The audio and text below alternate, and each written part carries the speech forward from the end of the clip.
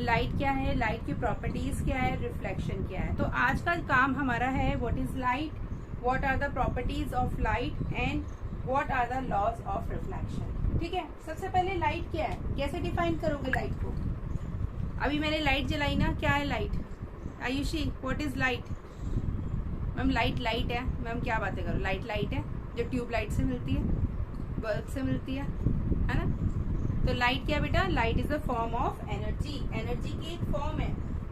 तो अगर आपसे कोई सिंपल पूछे what is light, light is a या light is the form of energy, energy की एक फॉर्म है, ऊर्जा, एनर्जी मीन्स ऊर्जा, उसकी एक फॉर्म है। दैट इनेबल्स अस टू सी, जिसके वजह से हम देख पाते हैं। सिंपल सी बात है भाई, लाइट एक फॉर्म ऑफ एनर्जी है which enable us to see. After that उसके बाद अगर लाइट पढ़ रहे हैं तो लाइट की प्रॉपर्टीज भी हमें पता होनी चाहिए, प्रॉपर्टीज ऑफ लाइट। तो प्रॉपर्टीज ऑफ लाइट में सबसे पहले लाइट क्या है, इलेक्ट्रोमैग्नेटिक।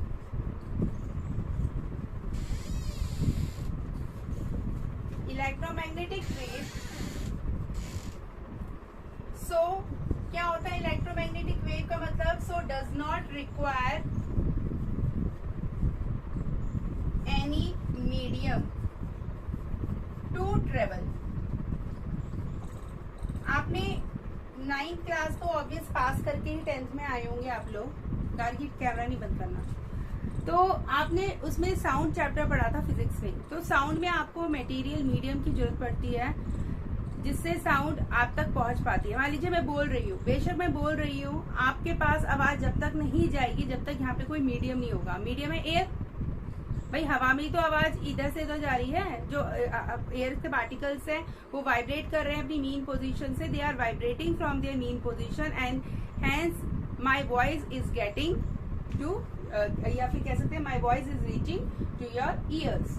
तो इलेक्ट्रोमैग्नेटिक वेव में ऐसा नहीं है, क्योंकि लाइट एक इलेक्ट्रोमैग्नेटिक वेव है और इलेक्ट्रोमैग्नेटिक वेव को एक मीडियम की जरूरत नहीं है। मान लो मैं इस कमरे में वैक्यूम कर दूं, अगर मैं इस कमरे में वैक्यूम कर दूंगी तो क्या इस कमरे में अंधेरा हो जाएगा पीयूष। मैं मान लीजिए यहाँ से सारा का सारा सारी की सारी हवा को क्या कर लेती हूँ, वैक्यूम कर लेती हूँ, हवा निकाल देती हूँ उस कमरे से, तो क्या इस कमरे में अंधेरा हो जाएगा, नहीं होगा ना। क्यों नहीं होगा, क्योंकि लाइट को किसी मीडियम की जरूरत नहीं है। लाइट विदा मीडियम के भी ट्रेवल करेगी। लाइट हमेशा स्ट्रेट ट्रेवल करती है, सीधे ट्रेवल करती है और साथ के साथ उसे किसी मीडियम की जरूरत नहीं होती है। तो फर्स्ट प्रॉपर्टी क्लियर है, electromagnetic wave, is it clear. Property is light tends to travel in a straight line. बिल्कुल सही बात है, लाइट हमेशा सीधे ट्रेवल करती है, सीधे स्ट्रेट लाइन, सीधे। Always light travel in a straight line, सीधे, कभी भी बेंड नहीं होती। लाइट बेंड नहीं करेगी, लाइट स्ट्रेट जाएगी। ठीक है। Third, light has dual nature. Dual का मतलब होता है दो, जैसे कि उसका वेव नेचर होता है और particle, wave as well as particle. मतलब वेव के फॉर्म में भी और पार्टिकल के फॉर्म में भी, मतलब वो दोनों तरह की प्रॉपर्टी को, दोनों तरह के नेचर को शो करती है, वेव और पार्टिकल। वेव आपने पढ़ा था साउंड में, आपने वेव्स देखी थी। In sound you have made several waves. ठीक है, तो वेव और पार्टिकल दोनों ही होते हैं। लाइट से क्या बनती है, लाइट कास्ट शैडो। भाई किसी भी ऑब्जेक्ट के ऊपर अगर लाइट पड़ेगी, मान लीजिए मैं ऑब्जेक्ट हूँ, मेरे सामने लाइट है और ये स्क्रीन है, तो मेरी इमेज कहाँ पे कास्ट होगी, ऑन द स्क्रीन। मेरी इमेज कास्ट होगी ऑन द स्क्रीन। पर इसके बारे में भी आपने बहुत डिटेल में पढ़ा था when you are in class, I think in 6th और 7th, कि आपके लिए ऐसा नहीं है कि हर एक ऑब्जेक्ट जो है वो शैडो को कास्ट करता है। उसके लिए भी आपके पास कुछ फैक्टर्स होते हैं जिन पे क्या डिपेंड करती है, शैडो ऑफ द ऑब्जेक्ट। एक तो लाइट से दूरी कितनी है ऑब्जेक्ट की, और ऑब्जेक्ट की दूरी कितनी है स्क्रीन से, और जो लाइट है, जो सोर्स है, उसका साइज क्या है। तो इन फैक्टर्स पे भी हमारा शैडो डिपेंड करती है, ठीक है। Now when light falls on a surface, जब किसी भी सरफेस के ऊपर लाइट पड़ती है, फॉल्स मतलब पड़ती है, तो क्या होता है, फॉलोइंग मे हैपन। तो ये सारी बातें होती हैं, क्या होती है, सबसे पहले फर्स्ट रिफ्लेक्शन होता है। आपने पढ़ा है ना, लाइट जब भी किसी ऑब्जेक्ट पे पड़ेगी तो उसका कुछ पोर्शन, सारा नहीं, कुछ पोर्शन जो होता है, some of the portion gets reflected back, और यही रिफ्लेक्शन, इसी रिफ्लेक्शन की वजह से हमें वो ऑब्जेक्ट नजर आता है। तो reflection, B is refraction, the second concept refraction, and third is absorption. देखिए ये दोनों जो चीजें हैं, ये दोनों जो फिनोमिना है, रिफ्लेक्शन और रिफ्रैक्शन, उसमें हमारा सिर्फ मीडियम का फर्क है। अगर only one medium, only one, या कह सकते हैं वन, या फिर आप कह सकते हैं सेम मीडियम, अगर एक ही मीडियम है तो वहां पे आपका क्या होगा, वहां पे आपका रिफ्लेक्शन होगा। राइट नाउ इस कमरे में सिर्फ हवा है, इस कमरे में हवा एक मीडियम है, तो इसके यहाँ पे इस केस में क्या हो रहा है, जो लाइट है, जो लाइट मेरे पे पड़ रही है वो रिफ्लेक्ट होके आप तक पहुंच रही है। दैट्स वाई मैं आपको नजर आ रही हूँ ना नजर, या ऐसे मिस्टर इंडिया की तरह खड़ी हूँ, आवाज सुनाई दे रही है, नहीं ना। तो यहाँ पे क्या हो रहा है बताओ, रिफ्लेक्शन या रिफ्रैक्शन, जहाँ पे मोर देन वन मीडियम। तो आप मुझे बताओ, मैंने भी आपको क्लियर कर दिया कि in this room we have only air as a medium, तो सिर्फ एक ही मीडियम है, सेम मीडियम है, उसी मीडियम में लाइट मेरे पे पड़ रही है, वहां से रिफ्लेक्ट हो रही है। दैट्स वाई यहाँ पे क्या हो रहा है, रिफ्लेक्शन। क्या हो रहा है बेटा, reflection. What is happening, reflection. और जहाँ पे आपने पढ़ा है, आपने पढ़ा होगा लास्ट टाइम, या आपने जब आप छोटे थे तब आपने पढ़ा था बेंडिंग ऑफ पेंसिल, या फिर आपने पढ़ा था स्विमिंग पूल वाला केस, या फिर आपने क्वाइन वाला केस पढ़ा था कि एक टम्बलर है, वाटर का एक ग्लास है, उसके अंदर एक सिक्का पड़ा है, और सिक्के आप जब देखते हैं कि जब आप सिक्के को उठाने की कोशिश करते हैं तो आप देखते हैं कि जो सरफेस है वो थोड़ा ऊपर की तरफ आपको लगता है, अपेरेंट और रियल हाइट में अंतर होता है। तो all because of the refraction. जो बेंडिंग ऑफ पेंसिल होता है ना, पेंसिल वैसे ऐसे होती है और आपको पेंसिल कुछ ऐसे नजर आती है, तो ये जो फिनोमिना होता है, this is all because of refraction.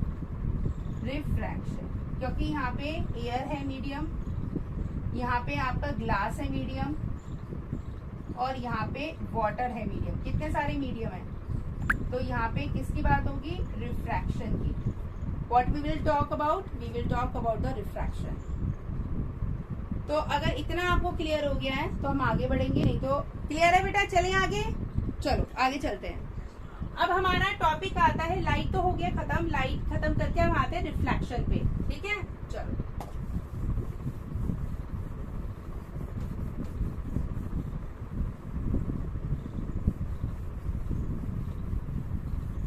Board इतना सुंदर हो रहा है ना, पूरा काला क्लूटा बोर्ड हो रहा है।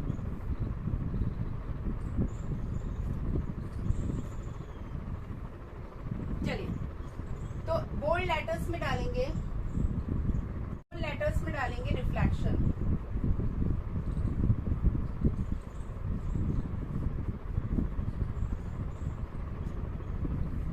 ठीक है, चलिए, तो सबसे पहले रिफ्लेक्शन को समझते हैं, क्या होता है रिफ्लेक्शन। तो बाउंसिंग बैक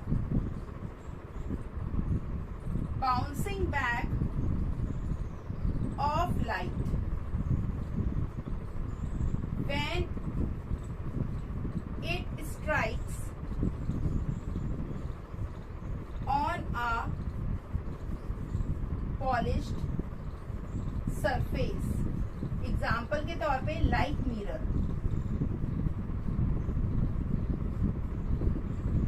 तो ये होता है हमारा रिफ्लेक्शन। आपने देखा होगा एक जनरल सा फिनोमिना है, अगर मेरे हाथ में बॉल है और उस बॉल को अगर मैं थ्रो करती हूँ, ठीक है, ऑन द वॉल, तो वो बाउंस बैक होगी, वो वापस दोबारा से मेरे पास आएगी। तो same thing is happening with the light also. When a light when a light falls या strike on any of the polished surface, it will bounce back. तो इसी को हम बोलते हैं reflection. What we will say? Reflection. जैसे होता है ना, कई बार हम लोग खड़े हुए बॉल को दीवार से मार रहे होते हैं और कैच कर रहे होते हैं. सेम यही फिनोमिना बेटा होता है हमारा रिफ्लेक्शन का. ठीक है, बस हम इसको कैसे साइंटिफिकली लिखेंगे, bouncing back of light when it strikes on A polish surface. अच्छा, अगर मान लो पॉलिश नहीं है, सरफेस रफ है, तो क्या बाउंसिंग बैक नहीं होगा? बताओ गार्गी. होगा. चलिए, आपने कहा होगा, तो यहाँ पे पॉलिश लिखने का क्या फायदा हुआ? आपने पढ़ा होगा, when you are in class 7 you have studied about the regular and irregular. You have used these two words, regular and irregular, means smooth and rough. तो ये दो चीजें पढ़ी थी. अगर स्मूथ सरफेस है जस्ट लाइक दिस, तो किस तरीके से होगा? This is the incident ray, this is the reflected ray. This is the incident ray, this is the reflected ray. This is the incident ray and this is the reflected ray. In all the cases, angle I is equal to angle R. What is angle I and angle R? Angle of incidence, angle of incidence, and this is angle of reflection.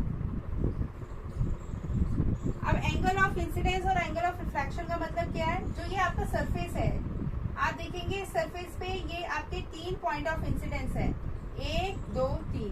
यहाँ से आप normal बनाएंगे, means you will make some perpendiculars. These perpendiculars are called normals. All these are normal.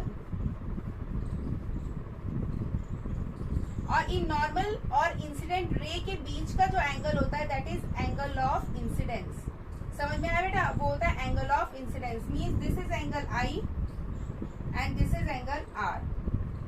Same here, this is angle I, this is angle R. आपको नजर नहीं आ रहा होगा क्योंकि बहुत कॉम्प्लिकेटेड सा हो गया. और अगर मैं रफ सरफेस की बात करती हूँ, तो रफ में क्या होगा? जैसे इस तरीके से रफ, तो it should not be regular. It should not be, it can go like this,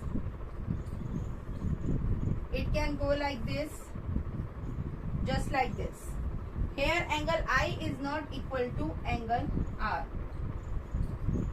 Angle of incidence is not equal to angle of reflection.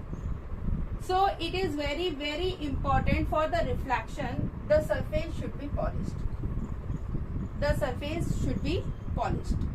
This is called a regular and this is called irregular. This is diffused also. इसको हम diffused भी बोल सकते हैं. It is a regular reflection and this is a diffused reflection. Diffused. और diffused के लिए सबसे ज्यादा जो जिम्मेदार है वो उसका सरफेस है. सरफेस उबड़ खाबड़ है, रफ है, स्मूथ नहीं है. उस वजह से जो एंगल, जो जिस एंगल से आपकी लाइट पड़ रही है सरफेस से, उस एंगल से, सेम एंगल से वो रिफ्लेक्ट नहीं हो पा रही. कहीं पे कम बन रहा है एंगल, कहीं पे ज्यादा बन रहा है. इस वजह से इसे डिफ्यूज रिफ्लेक्शन बोलते हैं. बेटा क्लियर है इतना? चले आगे. Should we move up? चलिए, अब आता है हमारा सबसे मेन इंपॉर्टेंट चीज, लॉज ऑफ रिफ्लेक्शन. जब हम किसी भी चीज को पढ़ते हैं, किसी भी प्रिंसिपल को पढ़ते हैं, तो उसके पीछे उसका लॉ बहुत इंपॉर्टेंट होता है. तो लॉ अब पढ़ेंगे. बेसिकली रिफ्लेक्शन के 2 लॉ हैं, ठीक है? तो उन दोनों लॉ को पढ़ेंगे. जब मैं 10th में थी तो मेरे 10th में आया था state first law of reflection, और सेकेंड ऑप्शन में आया था और स्टेट स्नेल्स लॉ. मेरे में अच्छी तरह मुझे याद है कि ये दोनों क्वेश्चंस मेरे उसमें आए थे बोर्ड में, ठीक है? तो लॉज ऑफ रिफ्लेक्शन,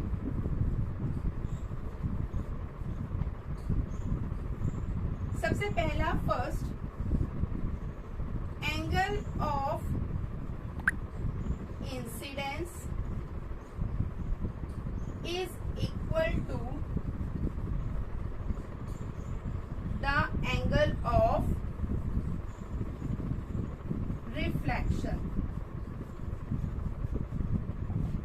कहने का मतलब है angle I is equal to means is equal to the angle of reflection. कहने का मतलब है एंगल आर। इसको बोलते हैं, दिस इज द बेटा, this is first law.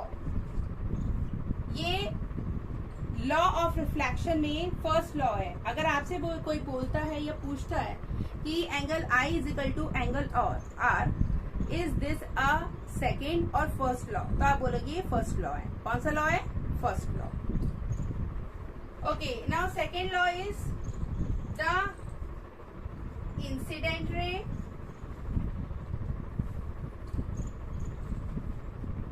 the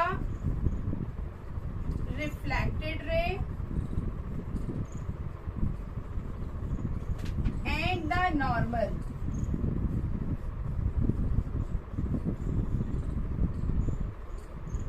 at the point of incidence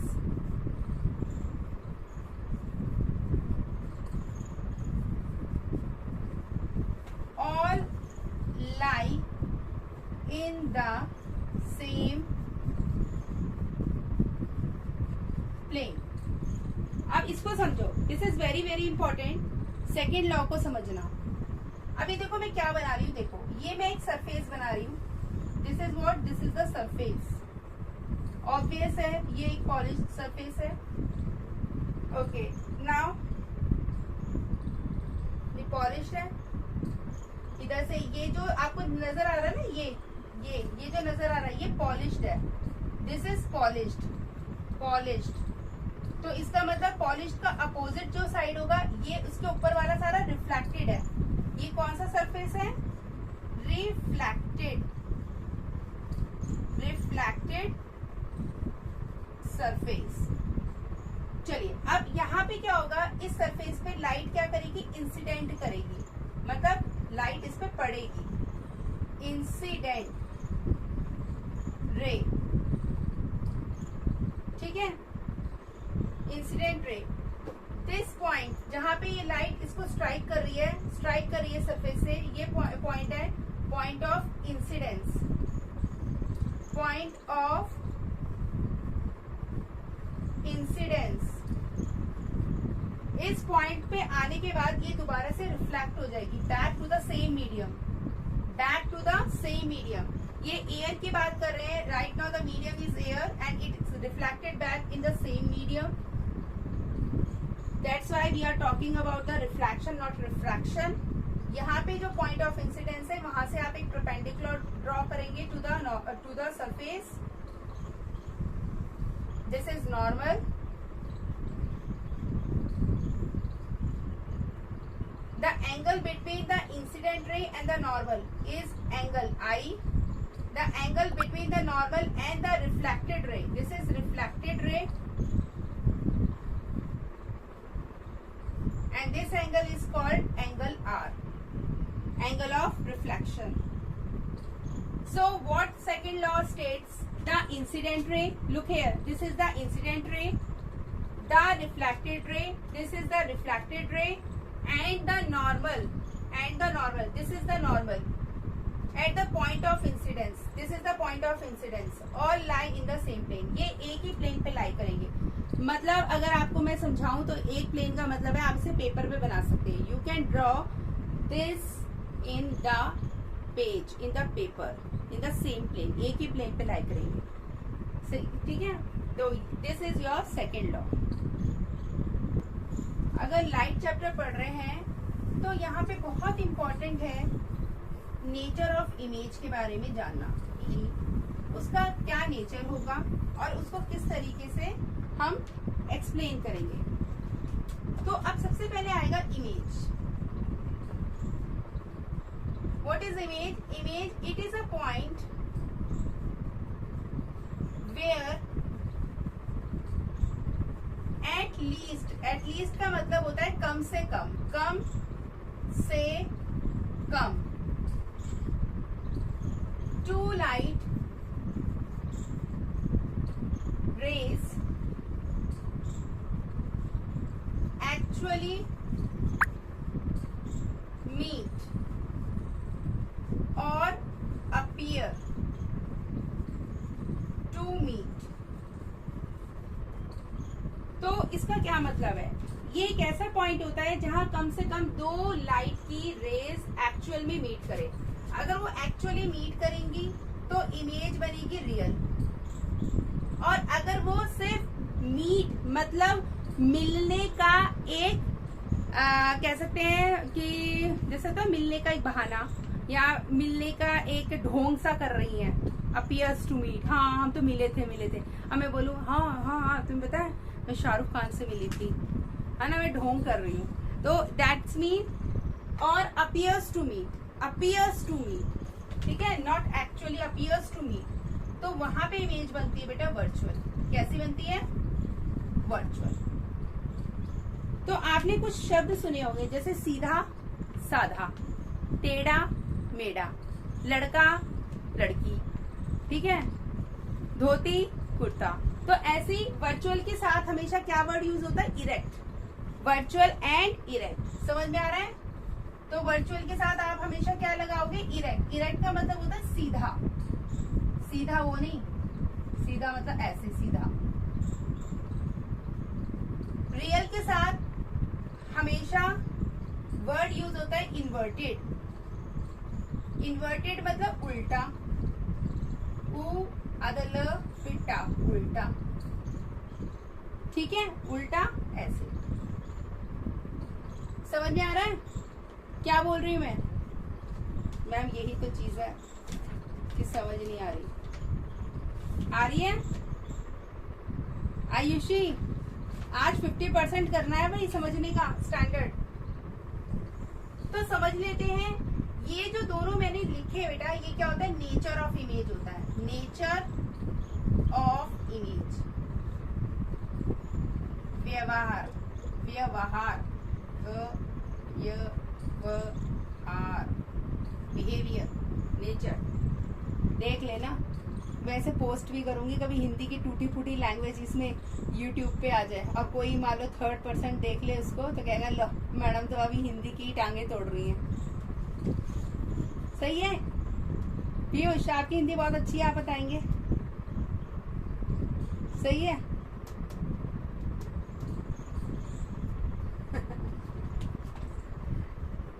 चलो, रियल इमेज और वर्चुअल इमेज। अब बेटा इनको बहुत ही कहते हैं ना, बहुत ही डिटेल में पढ़ते हैं कि रियल और वर्चुअल का मतलब क्या है। रियल का मतलब है फर्स्ट पॉइंट, फॉर्म्ड कब? When light actually meets. अभी मैंने बोला था ना एक्चुअली मीट्स में रियल इन्वर्टेड बनती है, लाइट एक्चुअली मीट्स। आप कई जगह देखा होगा आपने, जैसे आपने अगर लाइट चैप्टर पढ़ लिया है तो कहीं पे आपको डॉटेड लाइंस नजर आती हैं, कहीं पे आपको बोल्ड लाइंस नजर आती हैं। जब आप इमेज देखते हो तो इमेज की फॉर्मेशन के पास आपको डॉटेड लाइन नजर आती है और कहीं जगह आपको बोल्ड लाइंस नजर आती हैं। तो जहाँ डॉटेड है दैट्स मीन वर्चुअल, और जहाँ पे बोल्ड है, जहाँ पे डार्क लाइंस है, वहां पे आप बोलेंगे it is what? Real. Form when light rays appears to meet, जहाँ पे एक्चुअल में मीट नहीं होती है बट appears to meet होता है। आप उन्हें पीछे एक्सटेंड करते हैं डॉटेड लाइन से, फिर जाके वो मीट करती है। This is the first difference between real and virtual image. Can be, अगर ये रियल है तो उसको आप ऑब्टेन कर सकते हो स्क्रीन पे, can be obtain on screen पे बनाया जा सकता है इसको, but this is can not be obtain on the screen, can not या फिर can't be obtain on the screen. ठीक है, मैंने बताया था रियल के साथ इन्वर्टेड, यहाँ पे आप यूज करेंगे वर्ड इन्वर्टेड मतलब उल्टा, इमेज अगर ऑब्जेक्ट ऐसे है तो उसकी इमेज उल्टी बनेगी, और अगर यहाँ पे ऑब्जेक्ट सीधा है तो सीधी ही इमेज बनेगी, सीधा और सीधा। एग्जाम्पल की अगर हम बात करें, image formed on cinema screen, ठीक है। और यहाँ पे हम बोल सकते हैं एग्जाम्पल पे, इमेज जो हम रोज अपने चेहरा देखते हैं प्लेन मिरर में, image formed by plane mirror. Plane mirror जो शीशा हम रोज देखते हैं उसमें जो हमारी इमेज बनती है रोज, वो सीधी बनती है ना। ये थोड़ा ना हम शीशे में देख रहे हो हमारी उल्टी इमेज बन रही है, हम उल्टे खड़े हैं, नो। और कॉन्वेक्स मिरर, तो प्लेन मिरर और कॉन्वेक्स मिरर में जो इमेजेस बनती हैं वो हमारी कैसी होती है, इरेक्ट, वर्चुअल। और जो सिनेमा हॉल्स वगैरह में जो इमेजेस बनती हैं वो बनती है हमारी क्या, रियल इन्वर्टेड, पर्दे पे बनती है ना स्क्रीन। चलिए अब हम देखते हैं कि किस तरीके से प्लेन मिरर में इमेजेस बनती हैं। How the image formed in the case of plane mirror. अभी हमने पढ़ा ना प्लेन मिरर में वर्चुअल इमेज बनती है, तो अब चेक भी कर लेते हैं कि क्या वाकई में बनती है, सिर्फ कहने वाली बात है, ठीक है। चलिए, तो टॉपिक है image formed by plane mirror. Plane mirror है तो प्लेन मिरर बनाना पड़ेगा, ये मिरर बना लेते हैं।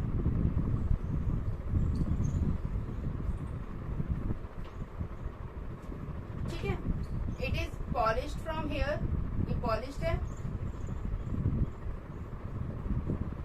और ये रिफ्लेक्टेड है, ये पॉलिश्ड है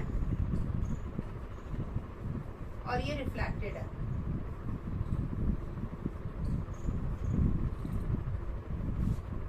चलिए, तो सबसे पहले हम क्या करेंगे, ये हमारी प्रिंसिपल एक्सिस से मान लेते हैं, this is the principal axis, this is principal axis, और ये हमारा है object A B is the object, this is the object, this is the principal axis,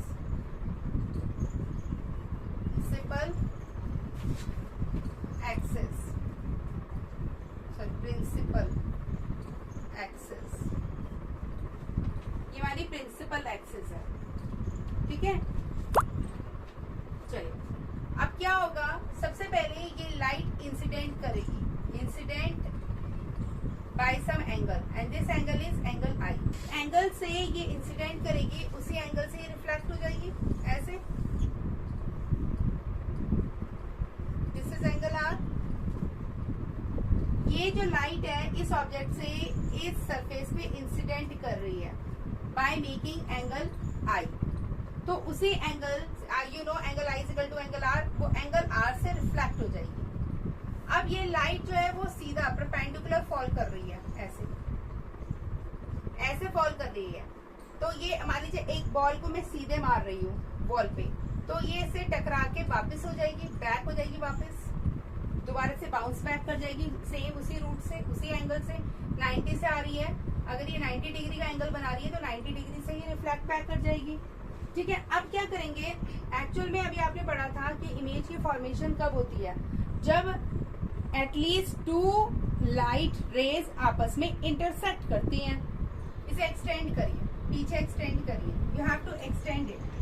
और एक्सटेंड ऐसे होना चाहिए आपका कि जितने आगे, जितने इन फ्रंट में आपका ऑब्जेक्ट रखा है उतने ही बिहाइंड आपकी इमेज बननी चाहिए। तो थोड़ा सा इस बात का ध्यान देके चलिएगा, ठीक है।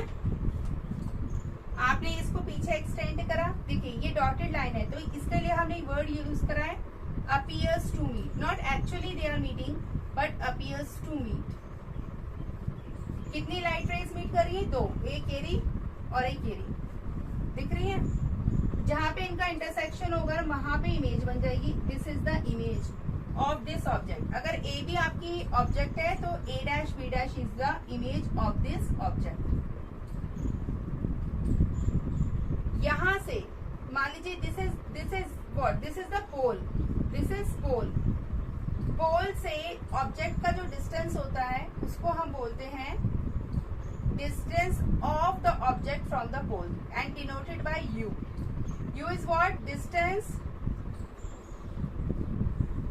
Of the object from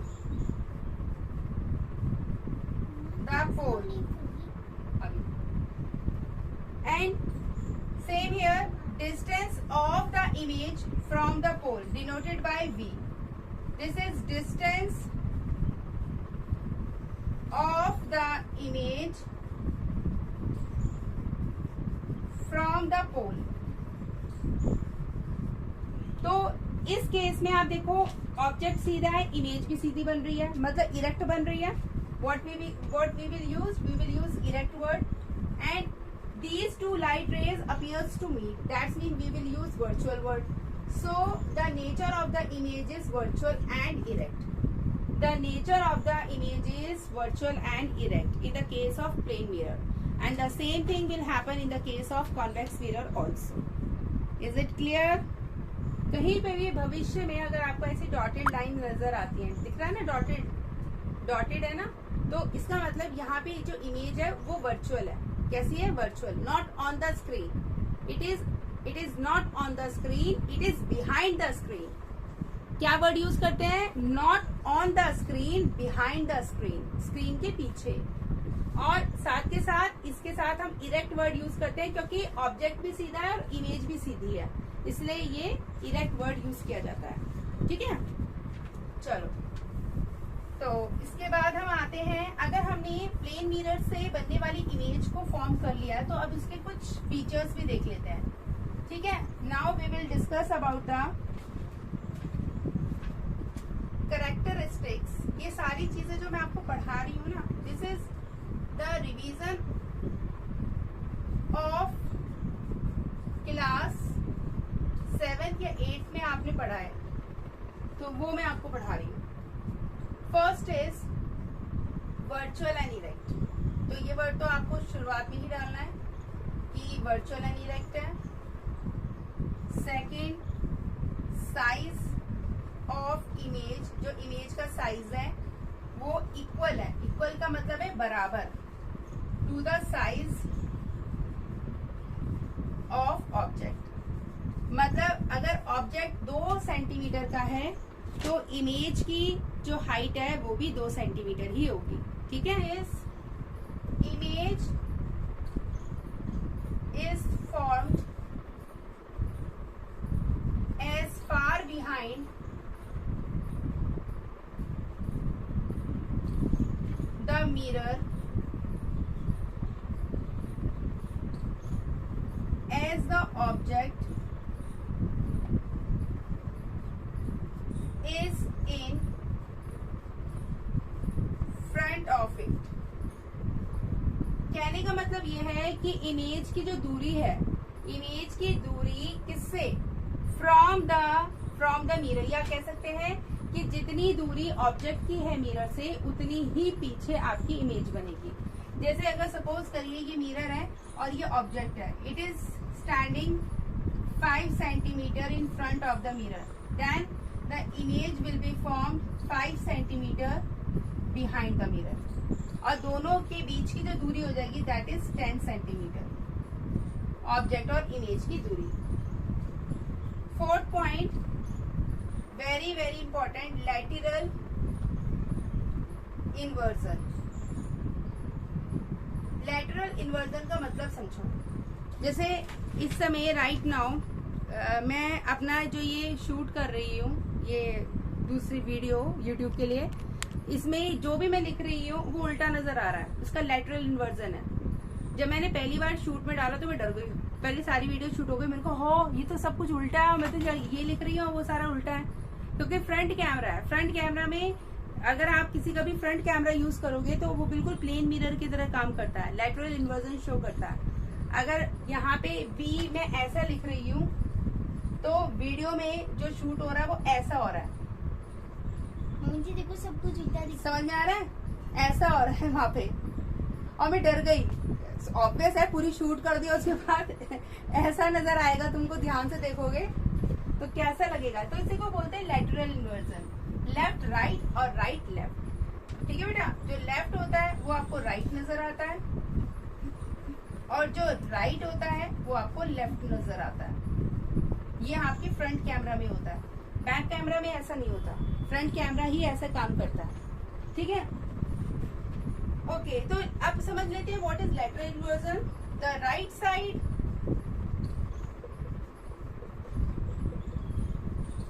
of the object, the right side of the object appears left side of the image and vice versa. Vice versa मतलब just का opposite. If I am writing vice versa means the left side of the object appears what? Right side.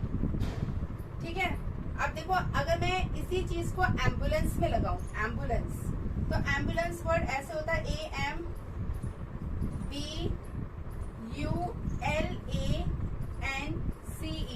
और आपने देखा होगा जो ambulance होती है उसमें ये सारे जो वर्ड्स होते हैं, अल्फाबेट जो होते हैं, वो हमेशा उल्टे लिखे जाते हैं, ताकि जब कोई इसको देखे अपने शीशे में तो उसको वो एम्बुलेंस सही नजर आए। समझ में आ रहा है? तो कैसा नजर आता है वो, बताओ कैसा नजर आएगा? How it will appears? It will appears like AMBULANCE।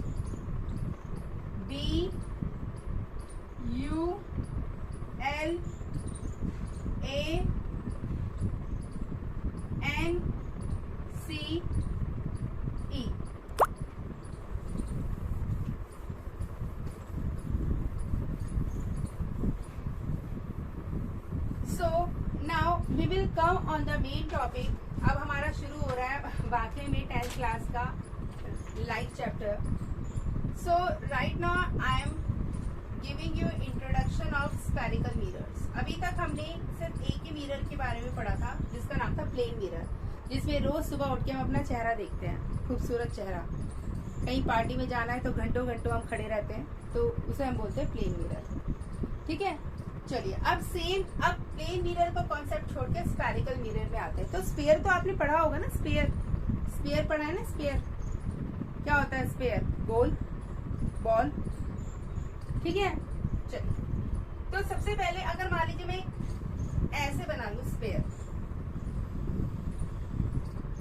ठीक है, उसको बीच में से कट कर दूं तो उसके दो पार्ट हो जाएंगे ना, दो पार्ट। एक पार्ट को मैं ऊपर से पॉलिश कर लूं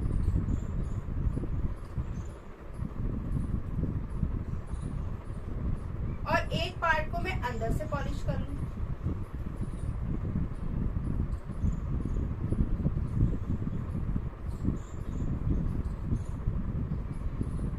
एक को मैंने ऊपर से पॉलिश किया है, it is polish from outside,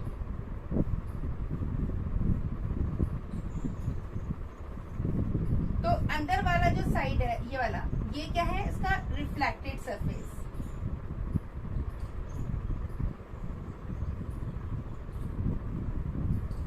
same here, अंदर वाला है पॉलिश्ड और बाहर वाला है रिफ्लेक्टेड,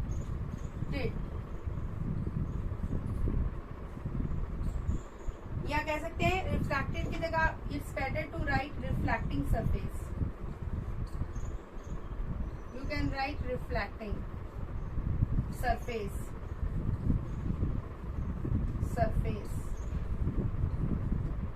ठीक है, पॉलिश सरफेस। तो अगर इस तरह का है, ये जहाँ पे भी पॉलिश्ड होती है वहां से रिफ्लेक्शन पॉसिबल नहीं होता, तो रिफ्लेक्शन यहाँ से पॉसिबल है। कहाँ से? यहाँ से। अगर यहाँ से रिफ्लेक्शन पॉसिबल है तो उस तरह के मिरर को बोलते हैं कॉन्वेक्स। क्या बोलते हैं? Convex mirror.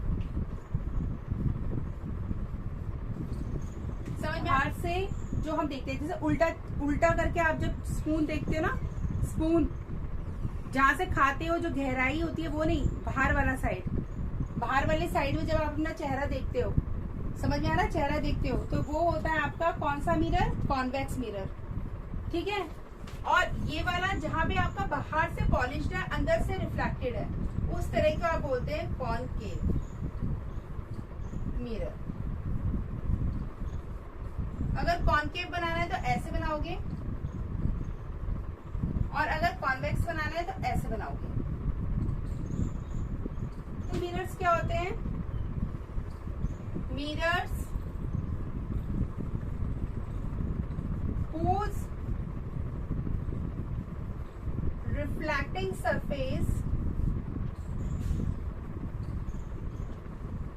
is curved। Convex mirror में आप देखेंगे रिफ्लेक्टिंग सरफेस जो है वो कहाँ है? Curved outward. Reflecting surface is curved outward, बाहर की तरफ है ना।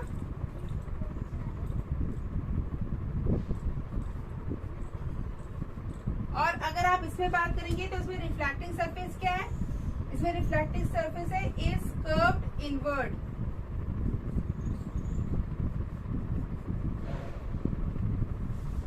इस तरह के जो मिरर्स होते हैं कॉन्वेक्स, इन्हें डाइवर्जिंग मिरर भी बोला जाता है। डाइवर्जिंग,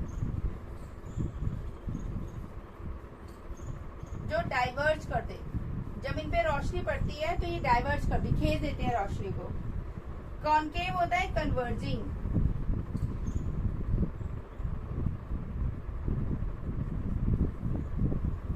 जो लाइट रेज को कन्वर्ज करते हैं at a point, converging mirror.